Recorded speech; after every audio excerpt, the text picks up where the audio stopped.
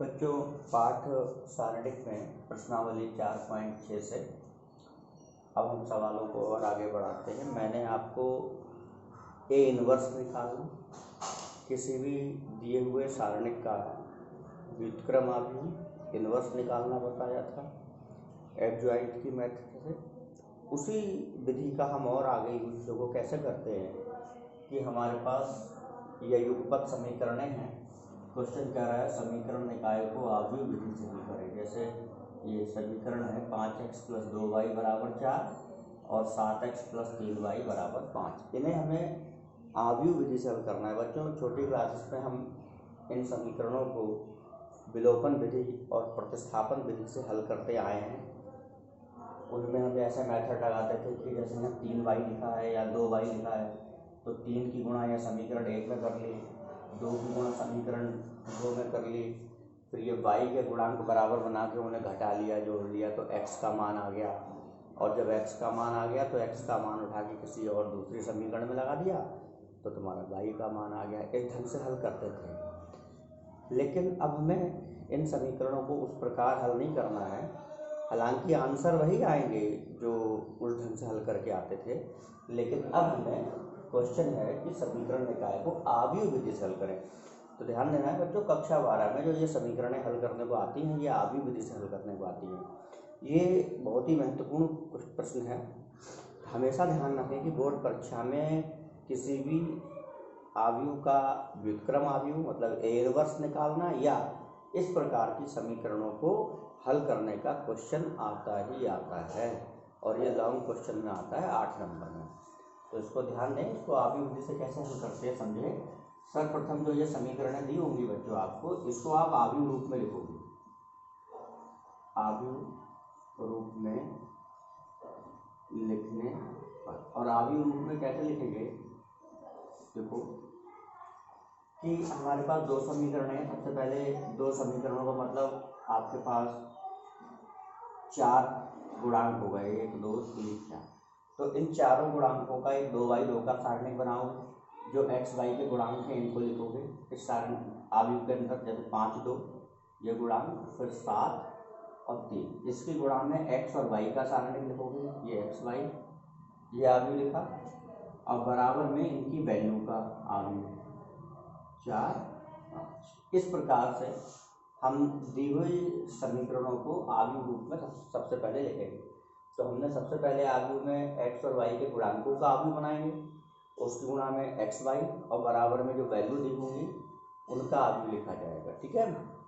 अब हम लोग को इसमें ऐसा कर ले रहे हैं हल करने के लिए। माना इसको हम a पढ़ ले रहे हैं। माना a = 5 2 7 3, और जो ये x y वाला आव्यूह है इसे हम मान ले रहे हैं कैपिटल X, और जो बराबर में 4 5 है इसे हम मान ले रहे हैं बच्चों जैसे B। ठीक है। तब यह समीकरण क्या हो गई, इसको हमने a पढ़ा है तो a, इसको कैपिटल X पढ़ा है ax बराबर ये हो गया b।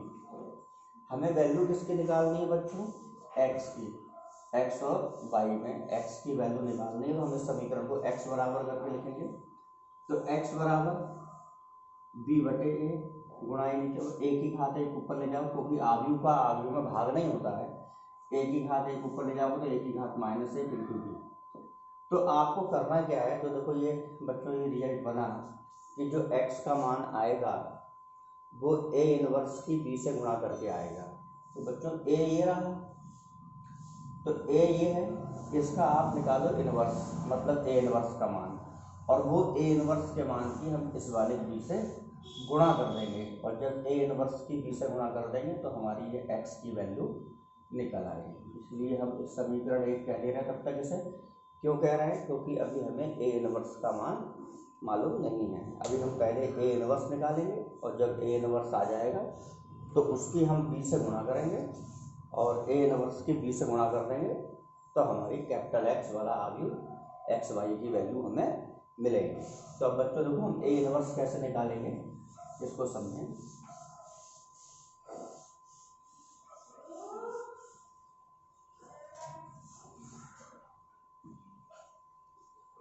तो a बराबर है बच्चों 5 2 और 7 3 ये है। हमें इसका इन्वर्स अभी बताना है, तो इन्वर्स निकालने का बच्चों मैंने आपको फॉर्मूला बताया था, एडजॉइंट अपॉन सारणी के, ठीक है। तो इसका हम एडजॉइंट निकालेंगे और सारणी निकालेंगे। तो पहले एडजॉइंट निकाल ले रहे हैं। एडजॉइंट के लिए पहले उपसारणिक, बहुत बड़ा सवाल होता है ये, तभी 8 नंबर में आता है। पहले उपसारणिक 4 अवयव में 4 उपसारणिक, M11 M12 M21 और M2।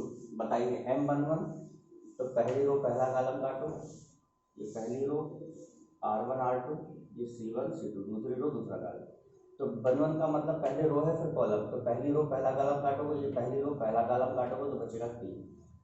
तो M11 का मान होगा 3। अब M12 का मतलब पहली रो और दूसरा कॉलम, तो पहली रो काटो ये और दूसरा कॉलम ये, पहली रो ये कट गई, दूसरा कॉलम ये कट गया, तो बच्चों बचेगा 7।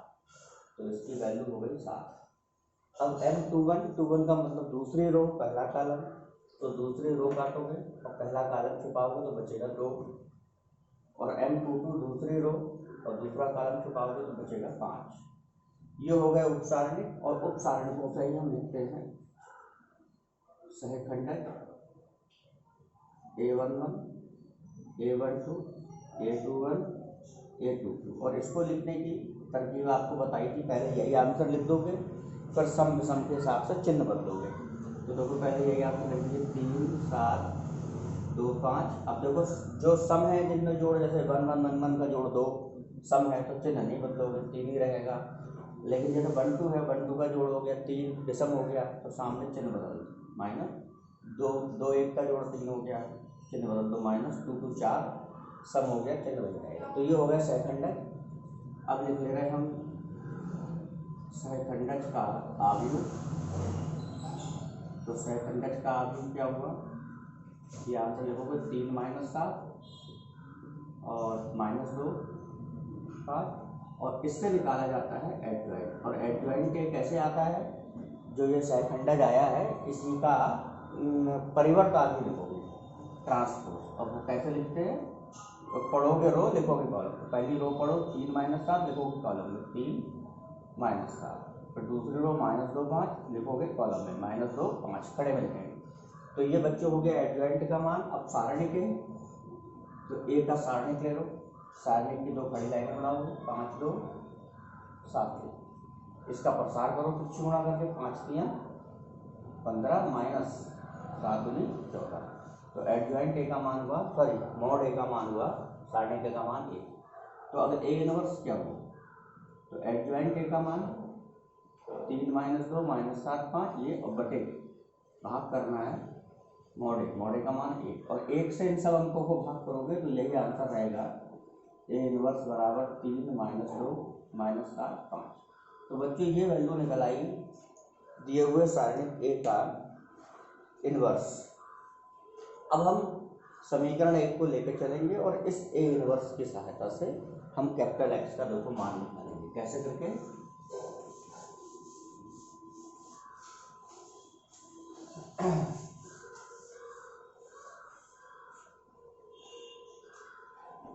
समीकरण 1 से था कैपिटल एक्स बराबर A inverse into B.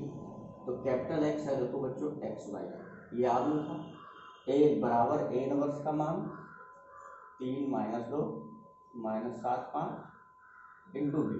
B का मान क्या था 4 था।